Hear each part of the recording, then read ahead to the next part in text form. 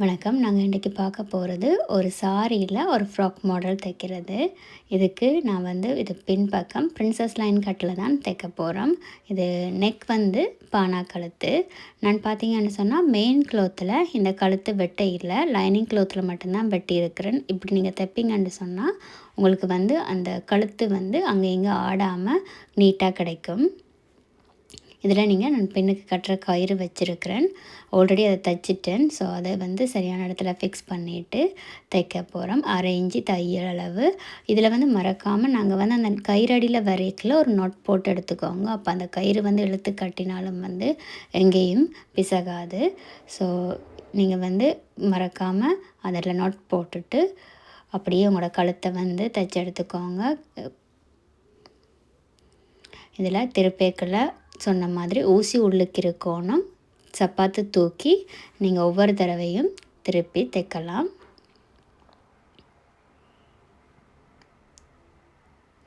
இல்லை நீங்கள் ஊசியையும் மேலேயே வச்சுட்டு சப்பாத்தை தூக்குவீங்கன்னு சொன்னால் உங்களோட துணி விலகி போயிடும்.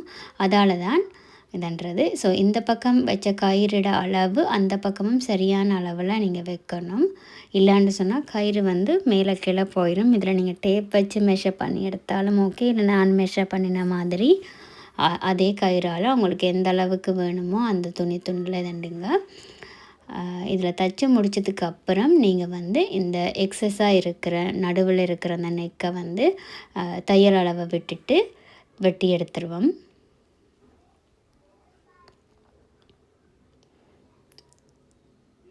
இந்த மாதிரி சாரிகளில் நிறைய விதமான ஃப்ராக்குகள் தைக்கல ரொம்ப வடிவாக இருக்கும்.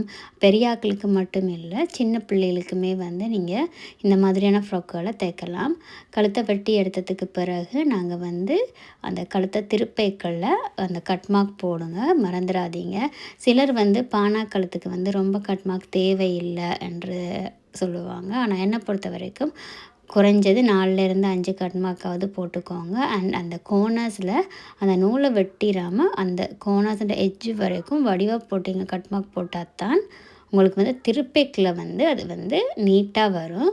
திருப்பிட்டு பிறகு அந்த எக்ஸஸாக இருக்கிற தையலோட அளவை நான் லைனிங் துணியோட தைச்ச தையலுக்கு மேலேயே தைக்கிறேன். இது ஏன் இப்படி ஒரு படிமான தையல் போடுறேன்னு சொன்னால், நீங்கள் திருப்பைக்கில் உங்களுக்கு அந்த நல்ல பக்க துணி எழும்பாது. ஸோ ட்ரை பண்ணி பாருங்கள், உங்களுக்கும் அது புரியும். பிறகு இப்போ முன்பக்கமும் பானா கழுத்து தான். அதே மாதிரி நான் பின்பக்கம் செய்த மாதிரி தான் முன்பக்கமும் நான் நடுவில் இருக்கிற கழுத்தை லைனிங் க்ளாத்தில் மட்டும்தான் வெட்டியிருக்கேன். மெயின் க்ளாத்தில் வெட்ட இல்லை.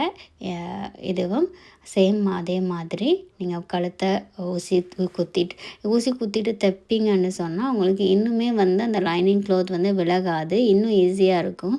Depends on your experience. நீங்கள் எக்ஸ்பீரியன்ஸாக நாக்களாக இருந்தாலுமே ஊசி குத்திட்டு தைச்சிட்டிங்கன்னு சொன்னால் உங்களுக்கும் ஒரே இதில் நீங்கள் தைச்சி முடிச்சிருவீங்க.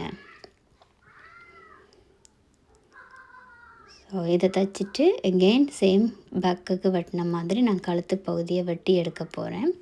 வெட்டி எடுத்துட்டு தையலுக்கு தையல் துண்டுக்கான க்ராஸை வெட்டிட்டு திருப்பியும் நான் இதோட எக்ஸஸுன்ற க்ளாத்தில் லைனிங்கோடு சேர்த்து அடிப்பேன். ஏன்னு சொன்னால் அது உங்களுக்கு ஒரு நல்ல ஃபினிஷிங்கை கொடுக்கும்.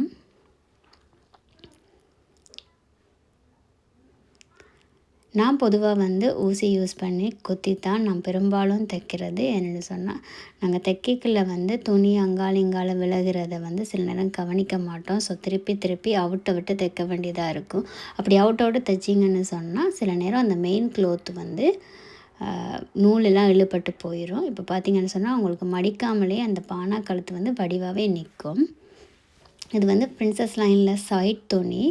ஸோ நான் அதை சரியான பக்கத்தையே வச்சு ஜாயின் பண்ணி எடுக்க போகிறேன். ஏன்னா நீங்கள் 4 துணி பேஸ் பண்ணி ஜாயின் பண்ணிக்கல உங்களுக்கு 4 துணியில் ஒரு துணியாவது விலக பார்க்கும். நான் முதல்ல அதோட லைனிங்கை ஒரு நல்ல பக்கத்துலேயே வச்சு தைச்சி எடுக்க போகிறேன்.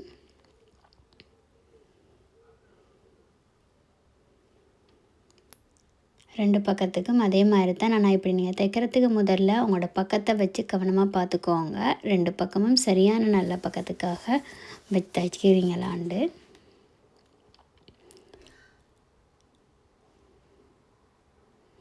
ஸோ இப்போ நான் வந்து கழுத்துக்கு படிமான தையல் போடுவேன். ஆனால் அது இப்போ இல்லை, முன்னும் பின்னும் ஜாயின் பண்ண பிறகு தான். இப்போ திருப்பி நம்ம வந்து அந்த கழுத்தை சரியாக செய்துட்டு பார்த்திங்கன்னா உங்களுக்கு தெரியும், நான் அந்த தையல்ட எக்ஸஸ்ன்ற படிமான தையல் போட்டபடியாக இந்த பானா கழுத்து வந்து அப்படியே ஸ்டிஃபாக நிற்கிது. ஸோ இதுக்கும் நான் வந்து ஊசி குத்திட்டு இதை வந்து ஜாயின் பண்ண போகிறேன். என்னை பொறுத்த வரைக்கும் ஒன்று ஊசி குத்திக்கோங்க, இல்லைன்னு சொன்னால் ஒரு நூலோடுற தையல் மாதிரி போட்டுக்கோங்க. திருப்பி அவுக்குறேன்னா, இல்லைன்னா அவுக்காமல் விட்டாலும் பரவாயில்ல. ஸோ இல்லைன்னு சொன்னால் 4 துணியும் மறக்காமல் அந்த சரியான இதில் இருக்கா அப்படின்றத கவனமாக பார்த்துக்கோங்க. பார்த்திங்கன்னு சொன்னால் அந்த கப் ஷேப் வடிவாக வந்திருக்கு. நீங்கள் வந்து ஒரு கப்பை வச்சு பார்த்துக்கலாம் அது வந்து சரியாக இருக்கா அப்படிங்கிறது. ஷேப் வந்து பார்த்திங்கன்னா பர்ஃபெக்டாக வந்திருக்கு. அதே மாதிரி நல்ல பக்கத்துக்கு நல்ல பக்கம் மற்ற பக்கமும் வச்சு நீங்கள் 1/2 இன்ச் அடிச்சுக்கலாம். இந்த எக்ஸஸ் அளவு 1/2 இன்ச்சு தவிர கூட வெட்டிங்கன்னு சொன்னால் உங்களுக்கு தைக்கலையும் கஷ்டமாக இருக்கும். அதே மாதிரி தைச்சிட்டு போடைக்குள்ளேயும் வந்து தையல் அளவு வந்து கூட இருந்ததுன்னு சொன்னால் உங்களுக்கு அந்த தையல் இழுத்து பிடிச்சு கொள்கிற மாதிரி இருக்கும். அதனால் நிறைய இன்ச்சி தாராளமாக காணும். இப்போ நான் வந்து கழுத்துக்கு ஒரு படிமான தையல் போட்டு எடுத்துக்கொள்கிறேன்.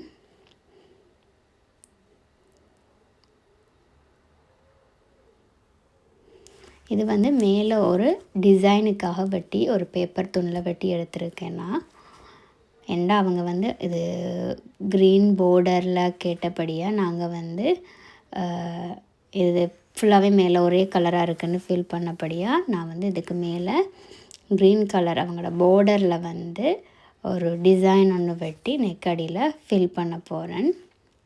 ஸோ அதுக்கு வந்து கட்டாயம் நீங்கள் வந்து ஒரு பேப்பர்லேயோ இல்லை ஒரு வேறொரு க்ளோத்துலேயோ வெட்டி பார்த்துட்டு கட் பண்ணி அதுக்கும் ஒரு லைனிங் கொடுத்து நல்ல பக்கத்துக்கு நல்ல பக்கம் வச்சு தைச்சி எடுக்க கொள்ள போகிறேன்.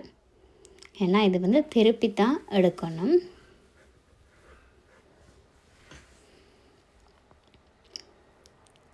பார்த்திங்கன்னா தெரியும், நான் வந்து இதில் மேக்ஸிமம் ஒரு சின்ன துண்டு அளவை விட்டுட்டு மிச்சத்தை நீங்கள் கட் பண்ணி எடுத்துக்கோங்க. இல்லைன்னா திருப்பேக்கில் வந்து உங்களுக்கு கஷ்டமாக இருக்கும் அந்த எக்ஸஸ் அளவு.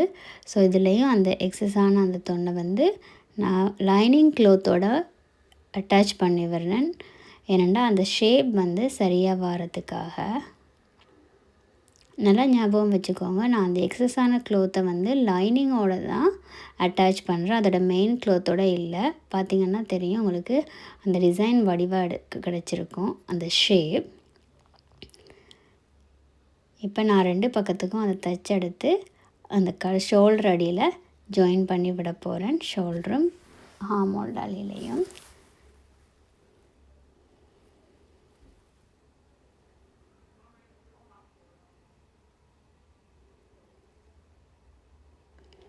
ஸோ மறந்துடாமல் ஒரு டிசைன் நீங்கள் மேக் பண்ணிக்கல அந்த அளவுகள் வந்து சரியாக இருக்கா இல்லைன்னு சொன்னால் ஒரு சைடுக்கு மேலே ஒரு சைடுக்கு கீழேன்னு போயிடும்.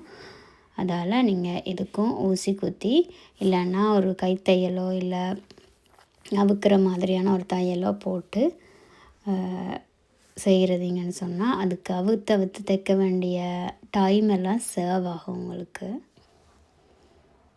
இப்போ நான் வந்து இதை இந்த ஆமோல்ட் அடியில் ஜாயின் பண்ண போகிறேன்.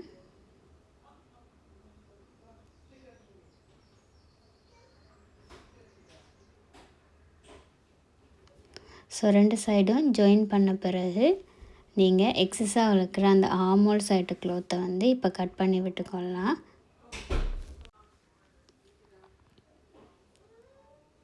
ஷோல்டர் ஆமோல்ட் சைடில் இருக்கிற எக்ஸஸான துணியை கட் பண்ணி எடுத்துட்டேன்.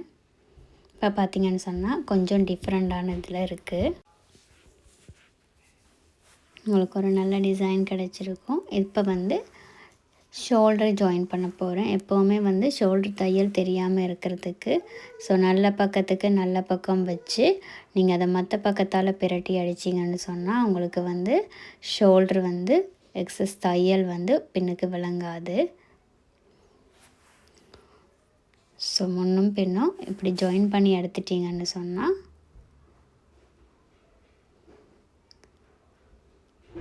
உங்களுக்கு வந்து நீட்டான ஒரு ஃபினிஷிங் கிடைக்கும்.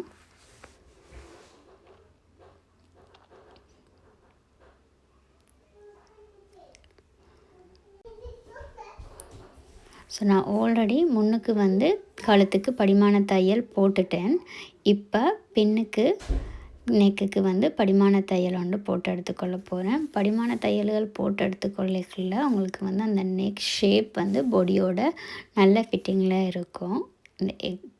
இந்த த்ரெட்டை வந்து நான் வந்து கட்டி வைக்கிறேன்னு சொன்னால் அது வந்து நாங்கள் தைக்கக்குள்ள வந்து உள்ளுக்குள்ளே போயிடக்கூடாதுன்றதுக்காக. ஸோ நீட்டாக ஒரு அதுக்காக வந்து நீங்கள் இந்த படிமான தையல் வந்து ரொம்ப அகலமாகவும் போட்டுறக்கூடாது. நெக்கில் இருந்து ஒரு 1 mm அப்படி ஒரு ஸ்பேஸ் விட்டாலே காணும். நீங்கள் இதுக்காக வந்து படிமான தையலே வந்து 1/2 inch அப்படி போட்டிங்கன்னு சொன்னால் பார்க்க நல்லா இருக்காது. இல்லை இந்த பார்த்திங்கன்னா உள்ளுக்கு வந்து துணி இருக்குது. ஸோ இதுவே வந்து நீங்கள் ஊசி குத்திருந்தீங்கன்னு சொன்னால் இது வந்து உள்ளுக்கு மூவ் ஆகிற தன்மை இருக்காது. இதுக்கு தான் வந்து ஊசி குத்தி நாங்கள் தைக்கிறது. ஸோ இந்த படிமான தையல்கள் வந்து போடக்குள்ள நீங்கள் வந்து பார்டர் இதெல்லாம் வச்சு தைச்சிங்கன்னு சொன்னால் இந்த படிமான தையல் உங்களுக்கு தேவைப்படாது. நீங்கள் எனிவேஸ் பார்டருக்கு மேலே வந்து தைக்க போகிறீங்க. இல்லைன்னா கூடிய வரைக்கும் படிமான தையல்களை போடலாம். சில கொட்டன் துணிகளுக்கு உங்களுக்கு இந்த படிமான தையல் தேவைப்படாது.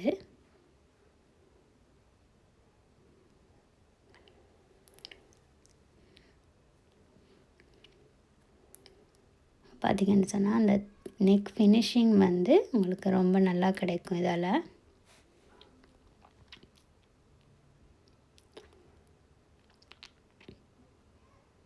நான் எப்போவுமே சொல்கிறது தைக்கக்குள்ளேயே கண்டினியூஸாக நீங்கள் வந்து எக்ஸஸான நூல்களை கட் பண்ணி விட்டுட்டிங்கன்னு சொன்னால் உங்களோட தையலோட நேர்த்தி வந்து ரொம்ப அழகாக இருக்கும். உங்களுக்கே பார்க்க நல்ல ஃபினிஷிங் இருக்கிற மாதிரி இருக்கும். ஸோ இவங்க வந்து டபுள் சைட் பஃப் ஸ்லீவ் கேட்டிருந்தாங்க. ஸோ அதுக்கு வந்து நான் பார்டர் சைஸ்லேயே பஃப் கட் பண்ணியிருந்தேன்.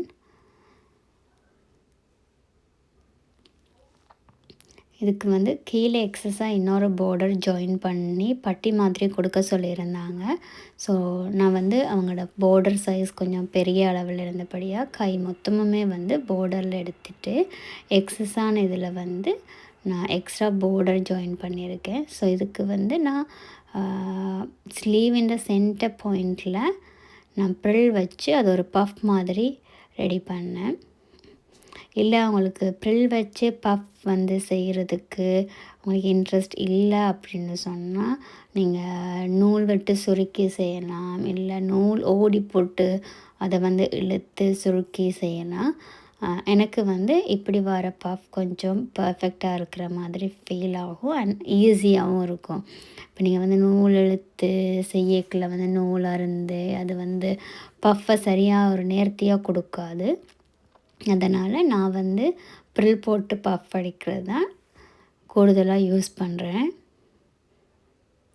எனக்கு இது ஈஸியாக இருக்குது. உங்களுக்கு எப்படி இருக்குன்றதை நீங்கள் கமெண்டில் சொல்லுங்கள். இல்லை உங்களுக்கு வந்து அந்த மாதிரி நூல் போட்டு பஃப் செய்கிறது வேணும்னு சொன்னால் கமெண்ட்ஸில் சொல்லுங்கள். நான் அதுவும் எப்படி பண்ணுறதுன்னு சொல்லி உங்களுக்கு ஒரு வீடியோவில் போடுறேன். என்னோடய வீடியோஸ் வந்து கண்டினியூஸாக இல்லை, ஐ நோ தட். ஆனால் சில personal problems and health issues இருக்கிறதால என்னால் வந்து வீடியோஸை கண்டினியூஸாக போட முடியலை. மேக்ஸிமம் என்னால் ஏழுமான வரைக்கும் ட்ரை பண்ணுறேன். உங்களுக்கு ஏதாவது டவுட்ஸ் இருந்தால் இல்லை ஏதாவது தேவைப்பட்டால் தையல் டிப்ஸ் ஏதாவது கமெண்ட்ஸில் சொல்லுங்கள். கரெக்டாக நான் ரிப்ளை பண்ணுறேன். என்னால் ஏழுன்னு சொன்னால் நான் அதுக்காக வீடியோக்கள் மேக் பண்ணி போடுறேன். ஸோ நான் வந்து கீழே வந்து பஃப் தைச்சி முடிச்சுட்டேன். மேலே வந்து நான் வந்து ஸ்லீவ் அட்டாச் பண்ணிக்கல தான் அதோட பஃப்பை வந்து தைக்க போகிறேன். இந்த பார்த்திங்கன்னு சொன்னால் இந்த பஃப் வந்து ரொம்ப நீட்டாகவும் அழகாகவும் வரும். இதுதான் நான் வெட்டி எடுத்த பார்டர்.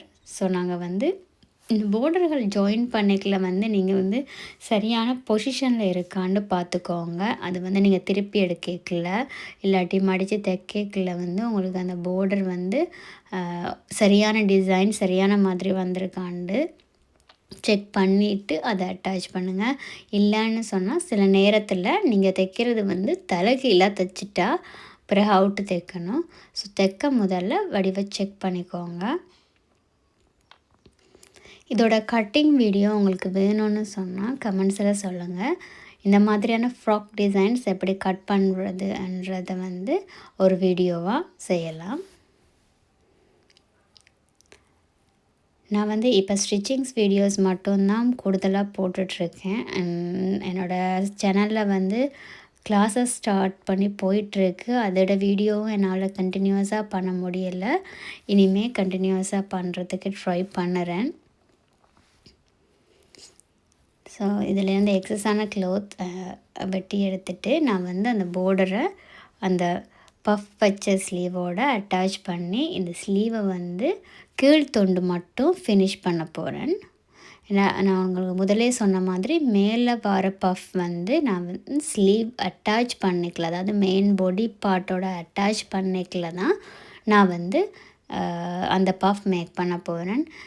அது கொஞ்சம் ஈஸியாக இருக்கும் எனக்கு நான் தைக்கல. இல்லை உங்களுக்கு அது கஷ்டமாக இருக்கும்னு சொன்னால் நீங்கள் இதிலேயே பஃப் அப்படி மேக் பண்ணிவிட்டு நீங்கள் திருப்பி வந்து ஈஸியாக ஜாயின் பண்ணிக்கொள்ளலாம். அது ஒருத்தங்களோட கம்ஃபர்ட் ஸோனை பொறுத்தது.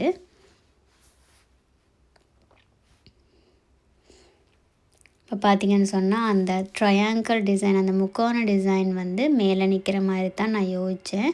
அதே மாதிரி மேலே நிற்கிற மாதிரி ஓகே ஆகிருக்கு. ஸோ நான் அதை மறுபடியும் செக் பண்ணிவிட்டு தான் நான் தைக்கிறேன். என்னென்னு சொன்னால் எனக்கு நிறைய எக்ஸ்பீரியன்ஸ் இருக்குது. இதில் வந்து செக் பண்ணாமல் தைச்சி அவுட்டு ஏன்னு தெரியல, அப்படி நிறைய யோசித்து நிறைய டைம் வேஸ்ட் பண்ணியிருக்கேன். ஸோ இப்போ நான் சொல்கிற விஷயம் நீங்கள் புதுசாக ஒரு டெய்லர் ஆகுறீங்க, புதுசாக ஒரு விஷயம் தைக்க கற்றுக்கொள்கிறீங்கன்னு சொன்னால், ஒரு தடவை தைக்கிறதுக்கு முதல்ல நீங்கள் அதை செக் பண்ணிவிட்டு தைப்பீங்கன்னு சொன்னால் அது வந்து உங்களுக்கு டைம் சேவிங்காகவும் இருக்கும். நாங்கள் வந்து பிழை இல்லாமல் தைச்சிட்டேன் என்ற ஒரு சாட்டிஸ்ஃபேக்ஷனையும் உங்களுக்கு கொடுக்கும். எப்பயுமே வந்து ஒரு போர்டர்ஸ் வந்து நீங்கள் தைக்க ட்ரை பண்ணுறீங்கன்னு சொன்னால் எக்ஸ்ட்ராவாக ஒரு கொஞ்சம் க்ளோத்தை கூட கட் பண்ண ஏழுமா இருந்தால் அவங்கள்ட்ட அந்த க்ளோத்ஸ் இருந்ததுன்னு சொன்னால் கொஞ்சம் கூட கட் பண்ணி அதை வந்து உள்ளே மடித்து விட்டு அந்த மாதிரி போர்டர் தைங்க. என்னென்னு சொன்னால் 2 லேயர்ஸுக்கு பதிலாக 3 லேயர்ஸ், அதாவது ஒரு மடிப்புக்கு பதிலாக இன்னொரு மடிப்பு உள்ளே இருக்கும்னு சொன்னால் அந்த பார்ட், அந்த எலிகண்டாக கொடுக்குற நாங்கள் அந்த கீழே கொடுக்குற போர்டர் பார்ட் வந்து கொஞ்சம் திக்காகவும் ஸ்ட்ராங்காகவும் இருக்கும். ஸோ கஸ்டமர்ஸுக்கு வந்து இல்லை எங்களோட ட்ரெஸ்ஸாக இருந்தாலும் சரி, நாங்கள் வந்து ஃபீல் பண்ணிக்கல வந்து அந்த இடம் வந்து ரொம்ப ஸ்ட்ராங்காக எங்கள்கிட்ட பிடிச்சிட்டு இருக்கிற மாதிரி இருக்கும். எஸ்பெஷலி இந்த பஃப் டிசைன்ஸுக்கு வந்து நீங்கள் 2 லேயர்ஸுக்கு பதிலாக 3 லேயர்ஸ், அதாவது உள்ளுக்கும் ஒரு துணி போகிற மாதிரி இருந்தால் வந்து அது ரொம்ப ஸ்ட்ராங்காக இருக்கும். இதில் பார்க்கக்கே உங்களுக்கு தெரியும் அந்த கீழ் தொண்டு வந்து ரொம்ப மடமடன்னு ரொம்ப ஸ்ட்ராங்காக இருக்குது. ஸோ சேம் வே நான் மற்ற கையிலையும் அதே மாதிரி ப்ரில் வச்சு தான் செய்கிறேன். ஸோ ப்ரில் செய்யக்கில் வந்து நீங்கள் சென்டர் பாயிண்ட் மார்க் பண்ண மறந்துடாதீங்க. என்ன சொன்னால் ஒரு பக்க ப்ரில் வந்து ஒரு சைடை பார்த்தும் எகெயின் அடுத்த பக்கத்தில் வர ப்ரில் வந்து அது ஒப்போசிட்டாக அதை முன்னுக்கும் முரணான பக்கங்களில் இருக்கிற மாதிரி இருக்கணும். இல்லை நீங்கள் வந்து எல்லாமே ஒரே பக்கத்தில் வந்து ப்ரில்லை வச்சிட்டிங்க அப்படின்னு சொன்னால் அந்த பஃப் வந்து ஒரு சைடில் நிற்கிற மாதிரி இருக்கும். அதை மட்டும் ரொம்ப ஞாபகம் வச்சுக்கோங்க. என்னென்னா சென்டர் பாயிண்ட் மார்க் பண்ணி ஒரு சென்டர் பாயிண்ட்லேருந்து மற்ற பக்கம் இருக்கிறது லெஃப்ட் சைடை பேஸ் பண்ணியிருந்ததுன்னு சொன்னால் அடுத்த பக்கத்தில் இருக்கிறது வந்து ரைட் சைடை பேஸ் பண்ணி இருக்கணும். இல்லைன்னு சொன்னால் அந்த பஃப்போ அந்த ப்ரில்லோ வந்து பார்க்குறதுக்கு நல்லா இருக்காது. ஸோ முதல்ல நான் வந்து ரைட் சைடு மேக் பண்ணியிருந்தேன். இப்போ பார்த்தீங்கன்னு சொன்னால் நான் வந்து லெஃப்ட் சைட்லேருந்து ஆப்போசிட் டைரெக்ஷனுக்கு தான் கொடுக்குறேன். நீங்கள் அது சரியாக நோட் பண்ணிக்கோங்க.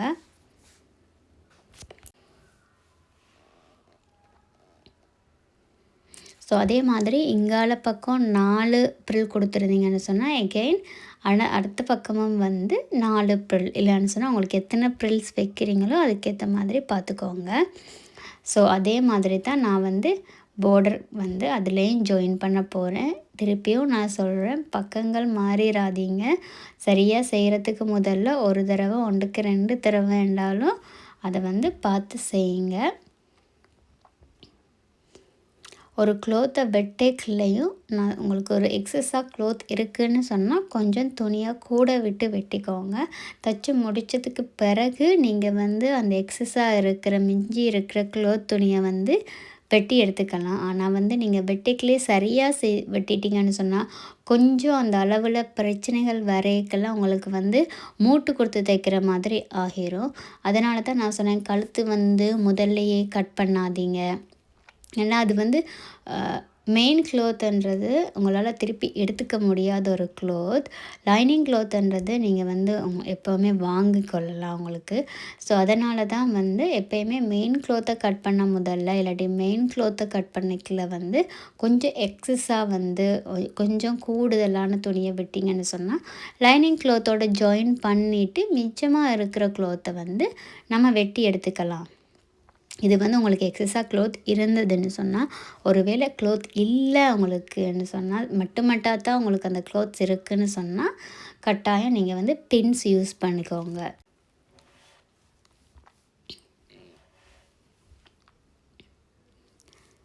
அதே மாதிரி கூடுதலாக வந்து உங்களோட தையலை வந்து உள்ளே விட்டு தைக்கக்கூடிய மாதிரி சிச்சுவேஷன்ஸ் வந்தால் அப்படி தைச்சிக்கோங்க. இதில் பார்த்தீங்கன்னு சொன்னால் நான் அந்த போர்டர் தைக்க ஏற்கனவே தைச்ச தையல் துண்டு வந்து உள்ளுக்கு போகிற மாதிரி உள்ளே விட்டு தான் தைச்சிருக்கேன்.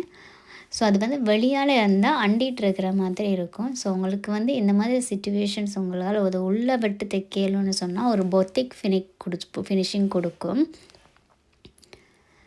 அது வந்து ஒரு நல்ல நீட்டான ஒரு பார்க்குறதுக்கும் இல்லை போடுறதுக்குமே ஒரு நீட்டான ஒரு விஷயமா இருக்கும்.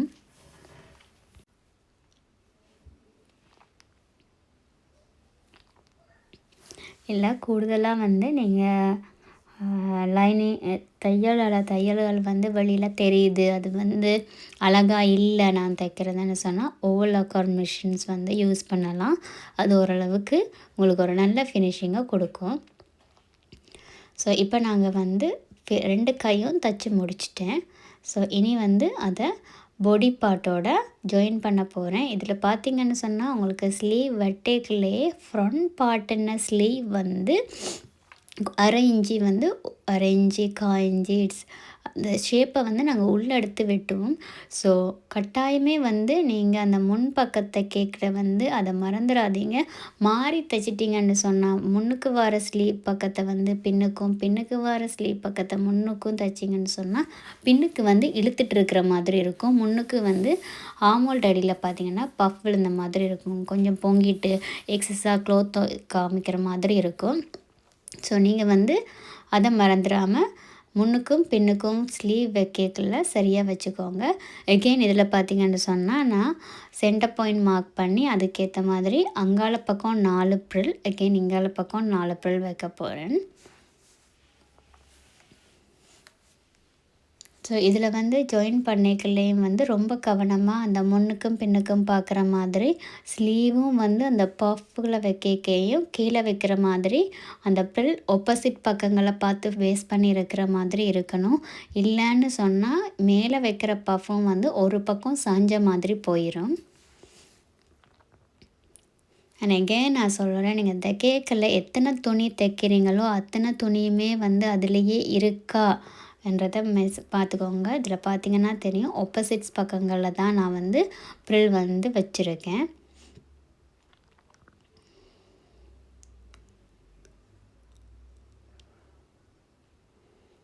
ஸோ இதில் வந்து பார்த்திங்கன்னா எனக்கு 3 க்ளோத் இருக்குது. நான் வந்து எப்போயுமே தைக்க அந்த 3 க்ளோத்தும் ஒரு வழிகளில் வருதான்றதில் வந்து ரொம்ப கவனமாக இருங்க. இது பஃப் ஸ்லீவ்ன்றபடியாக நான் வந்து ஸ்லீவுக்கு லைனிங் கொடுக்கல. ஏன்னு சொன்னால் பஃப் ஸ்லீவுகளுக்கு நீங்கள் லைனிங் கொடுத்தீங்கன்னு சொன்னால் அந்த பஃப் வந்து இன்னும் ஸ்டிஃபாக நிற்கும், ரொம்ப கல் மாதிரி நிற்க வலிக்கட்டுரும். ஸோ அது வந்து அந்த க்ளோத்துக்கு வந்து நல்லா இருக்காது. என்னோடய பர்சனல் ப்ரிஃபரன்ஸ் வந்து பெருசாக பஃப்புக்கு லைனிங் கொடுக்குறத விட கொடுக்காம தைக்கிறது வந்து இன்னும் நீட்டான ஒரு லுக் கொடுக்கும் உங்களுக்கு. சில நேரம் ரொம்ப மெல்லிய க்ளோத்தாக இருக்கேன்னு நீங்கள் ஃபீல் பண்ணிங்கன்னு சொன்னால் நீங்கள் வந்து பஃபர் ஸ்லீவ்ஸுக்கும் வந்து கொடுக்கலாம். இது வந்து கீழ் பார்ட் ப்ரில் வச்சு தான் நாங்கள் இந்த ஃப்ராக் தைக்க போகிறோம். ஸோ அவங்க வந்து 1 இன்ச் ப்ரில் தான் வந்து எங்கிட்ட கேட்டிருந்தாங்க. ஸோ என்னால் வந்து எல்லா ப்ரில்லையும் வந்து 1 இன்ச் மார்க் பண்ணாமல் தைக்க இயலாது. ஆனால் நீங்கள் வந்து எவ்ரி 1 இன்ச்சுக்கு வந்து நீங்கள் மார்க் பண்ணி டேப் வச்சு மார்க் பண்ணிக்கலாம். இல்லை உங்களால் வந்து ஒரு கண் மெஷர்மெண்ட்லேயே வந்து ஒவ்வொரு 1 இன்ச்சையும் உங்களால் கணக்கு பண்ணிடலாம்னு சொன்னால் நீங்கள் அதை மாதிரி பண்ணிக்கலாம். இது செய்கிறதுக்கு நிறைய ட்ரிக்கீஸும் யூஸ் பண்ணுறாங்க. லைக் ரூலர் வச்சு திருப்புறது, ஸ்பூன் வச்சு திருப்புறது, ஃபோக் வச்சு திருப்புறது. இன்னும் நிறைய விஷயம் செய்துட்ருக்குறாங்க. எது உங்களுக்கு வந்து ப்ரிஃபர் பண்ணுறீங்களோ நீங்கள் வந்து அது மாதிரி செய்துக்கோங்க. அதே மாதிரி இடுப்பு அளவு சுற்றளவு வந்து சரியாக வருதா உங்களோட ப்ரில் முடிவில்ன்றத பார்த்துக்கோங்க. ஏனென்று சொன்னால் 1/2 இன்ச் அங்கால ஒரு சைடு 1/2 இன்ச் அடுத்த சைடுக்கு தையல் வேணும் ஜாயின் பண்ணுறதுக்கு. ஸோ அதை விட்டு உங்களுக்கு வந்து நீங்கள் மெஷர் பண்ணி எடுத்த ஹிப் அளவு வெஸ்ட் அளவு வந்து சரியான அளவில் வந்திருக்கான்றத பார்த்துக்கோங்க. தச்சு முடிச்சதுக்கு பிறகு இது வந்து நான் 2 பார்ட்டாக கட் பண்ணியிருக்கேன். முன்னுக்கு ஒரு பார்ட், பின்னுக்கு ஒரு பார்ட். ஒரே துணியில் வெட்டு இல்லைன்னா ஏனென்று சொன்னால் அப்போ தான் உங்களுக்கு சைட் ஜாயின் பண்ணிக்கல வந்து ஒன் ஷாட்டில் ஜாயின் பண்ணலாம். ஏதாவது அட்ஜஸ்ட்மெண்ட் செய்யணும் அப்படின்னாலும் உங்களுக்கு ஃபர்தராக ஈஸியாக செய்து கொள்ளலாம். ஸோ வந்து அவங்களோட ஹிப் அளவுக்கு ஏற்ற மாதிரி ஜாயின் பண்ணி எடுத்துட்டேன். இப்போ மேலேயும் கீழேயும் வந்து சேர்த்து ஜாயின் பண்ணுறேன். ஜாயின் பண்ணிக்கல வந்து எப்போவுமே நல்ல பக்கம் வச்சு ஜாயின் பண்ண மறந்துடாதீங்க. அதே மாதிரி இந்த ப்ரில்லும் வைக்கல நீங்கள் வந்து ஒரே பக்கங்களாக வச்சுட்டு வந்தீங்கன்னு சொன்னால் தான் அது முன்னுக்கு பின் முரணான ப்ரில்லாக இருக்காது. ஸோ இப்போ பார்த்தீங்கன்னு சொன்னால் 2 பக்கமும் வந்து நான் நடுவில் மெஷர் பண்ணியிருக்கேன். இதில் பாருங்கள், ஏன்னா எனக்கு சென்டர் எலிகன் வந்து மாறிடக்கூடாதுன்றதுக்காக நான் க்ராஸ் போட்டு வெட்டி அதில் வந்து பின் பண்ணி தான் நான் தைக்கிறேன். இல்லைன்னு சொன்னால் அந்த சென்டர் எலிகன் மாறிடுச்சுன்னு சொன்னால் உங்களுக்கு வந்து சட்டை வந்து ரொம்ப சொத்தியாக போன மாதிரி ஆயிரும்.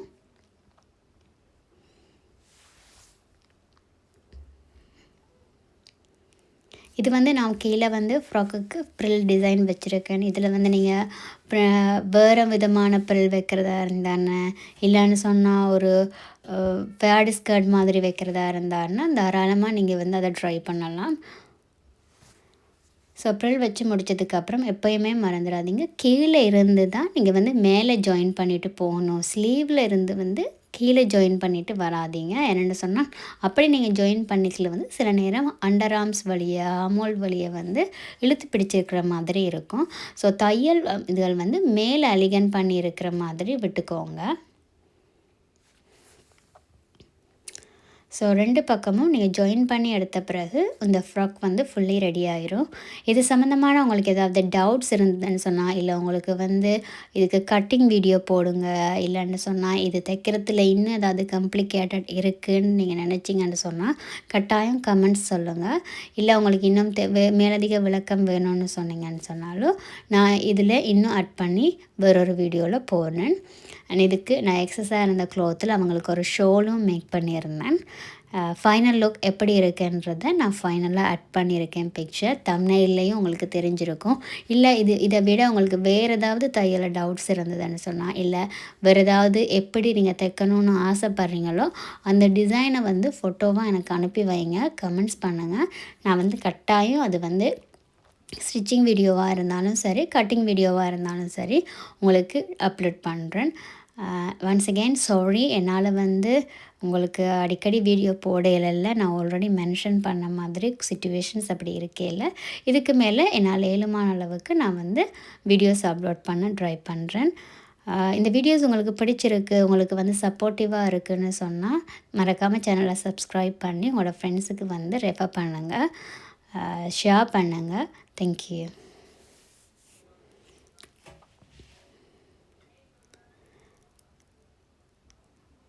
உங்களோட சப்போர்ட் இருந்து இன்னும் வந்து நான் நிறைய வீடியோஸ் வந்து அப்லோட் பண்ணி உங்களுக்கு சப்போர்ட் பண்ணணும்னு நினைக்கிறேன். அதுக்காக உங்களுக்கு என்ன வீடியோ வேணுங்கிறத வந்து எனக்கு சொல்லுங்கள். அண்ட் இதில் வந்து பார்த்திங்கன்னு சொன்னால் இதில் நான் அவங்களுக்கு ஒரு பெல்ட்டும் மேக் பண்ணி கொடுத்துருந்தேன்.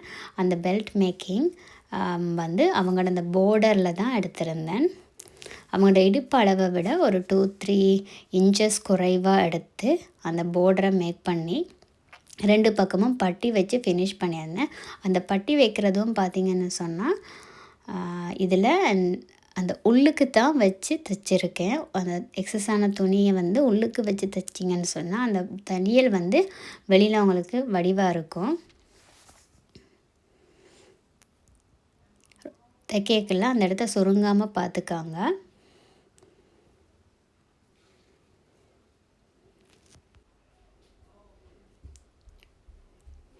இதில் பார்த்திங்கன்னு சொன்னால் இனி சைடில் வர அந்த குஞ்சம் இதுக்கு வந்து நாங்கள் தனியாக ஒரு வீடியோ செய்து போட்டிருக்கேன். அது வந்து டிஸ்கிரிப்ஷன்லேயும் மேலேயும் அட்டாச் பண்ணுறேன். உங்களுக்கு அது எப்படி இந்த கொஞ்சம் வந்து தையல் தெரியாமல் தைக்கிறதுன்றது விளக்கமாக போட்டிருக்கிறேன். நீங்கள் போய் அதில் பார்க்கலாம்.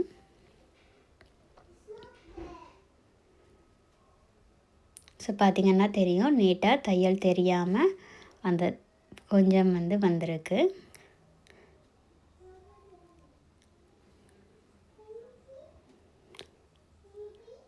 இதில் 2 சைடும் பார்டருக்கு பட்டியில் வந்து கொஞ்சம் தைச்சி ஃபினிஷிங் பண்ணியிருக்கேன்.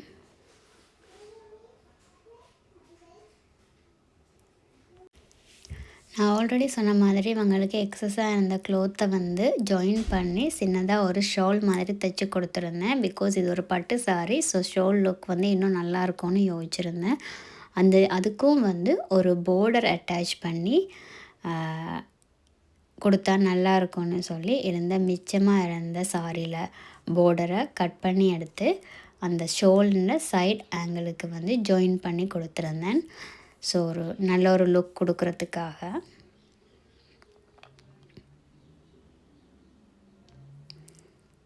உங்களுக்கு இதை விட பெரிய துண்டு இருந்தாலோ இல்லை இதில் நிறைய இருந்தாலோ நீங்கள் 2 சைடுக்குமே ஜாயின் பண்ணிக்கலாம். அந்த ஷோலில் எனக்கு வந்து ஒரு சைடுக்கு மட்டும்தான் அவங்களோட சைஸுக்கு வந்திருந்தது. ஸோ நான் ஒரு சைடுக்கு மட்டும்தான் அவங்களுக்கு அது ஜாயின் பண்ணி கொடுத்துருந்தேன்.